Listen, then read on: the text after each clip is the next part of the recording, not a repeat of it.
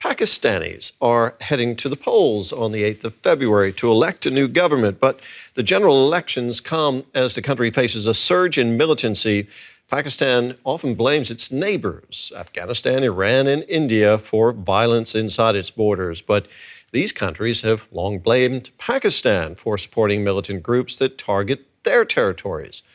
Now, countries that border Pakistan are closely watching its elections to see what the results could mean for their national security.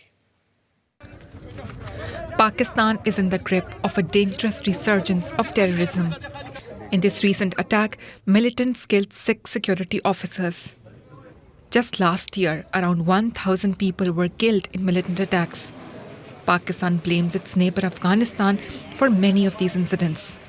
It accuses the Afghan Taliban government of supporting one of the most dangerous militant groups of Pakistan, Tehreek-e-Taliban Pakistan, or the TTP. The major issue is with the Taliban government that Pakistan wants it to control or contain the activities of Pakistani Taliban groups which had taken shelter in Afghanistan. Pakistan has deported nearly 500,000 Afghans in recent months, underscoring its strained relations with Kabul. And in response to frequent border disputes, Pakistan sometimes shuts its crossings with Afghanistan, causing millions to suffer economically. And it's not only on its western border that Pakistan faces a hostile neighbor. On its eastern border is the regional economic powerhouse and Pakistan's arch rival, India. And while the two nuclear powers have not recently seen border skirmishes or a major conflict, relations remain largely unfriendly. India's Prime Minister Narendra Modi sees no incentive in engaging with the neighboring Muslim nation of Pakistan. India is also holding elections next few months. And it seems that Prime Minister Modi's Indian Nationalist Party would win the third time. So it all depends actually how does India run its own policy vis-a-vis Pakistan. We are not in a state of war, but it's not one cannot say at a state of peace.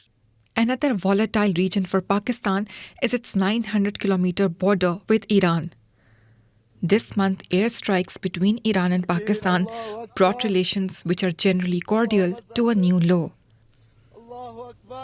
Even though there are now signs of a de-escalation, long-running, low-level insurgencies remain active on both sides of the border. There is one country in the region with which Pakistan does enjoy a strategic relationship, China.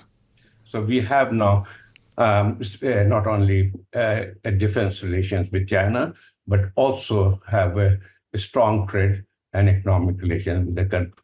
So that, I think probably over the next few years, what we'll see actually, this relationship will further strengthen.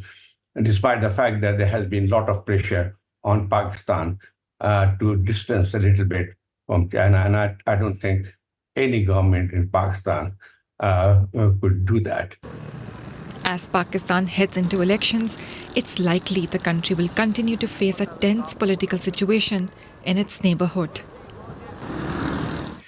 And for more, we have reporter Beenish Javed, who filed that report with us in the studio.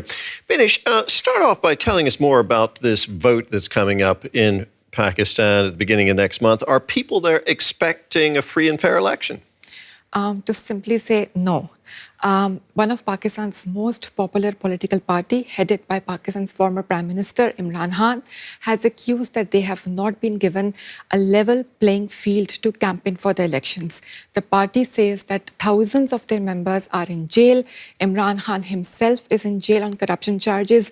They say all of these are politically motivated cases because Imran Khan, when in power, fell out with Pakistan's military. There is a perception among Pakistani journalists, Pakistani commentators, that military already is backing a particular candidate who will come into power. But it's not uncommon in Pakistan.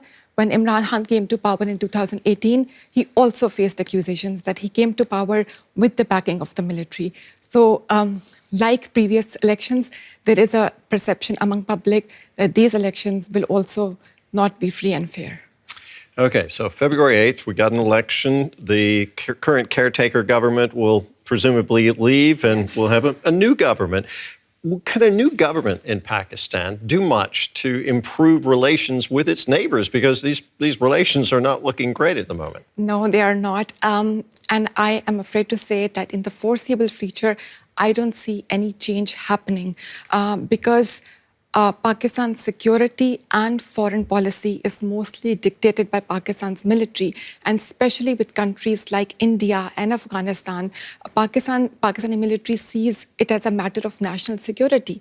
It accuses these countries of sponsoring, for example, terrorism in Pakistan, but Pakistan also comes under fire from these countries. India, for example, has long accused Pakistan of sponsoring or supporting groups that target India. So it's and any government, even like a elected government, when they try to change their policy towards these countries or try to be more creative in foreign policy, they usually are not allowed to do that. And the military kinds of then falls out with those governments. It's a rather volatile region, but friction with its neighbors is not Pakistan's only problem, is it? No, any government that takes power in Pakistan will face huge challenges. Since Russia's invasion of Ukraine, flooding of Pakistan in 2022, Pakistan has not recovered economically. So you can say that Pakistan is still going through a chronic economic crisis. Millions of people have fallen into poverty. Pakistani new government will have a huge challenge to recover economy. And also security is a big threat for Pakistan. As I've mentioned in my report, that last year more than 1,000 people were killed in terror-related incidents. There are dozens of militant groups operating in the region. And so Pakistan, any government that comes into power will have to do a lot. Beenish, thank you so much. That was our reporter, Beenish Javed.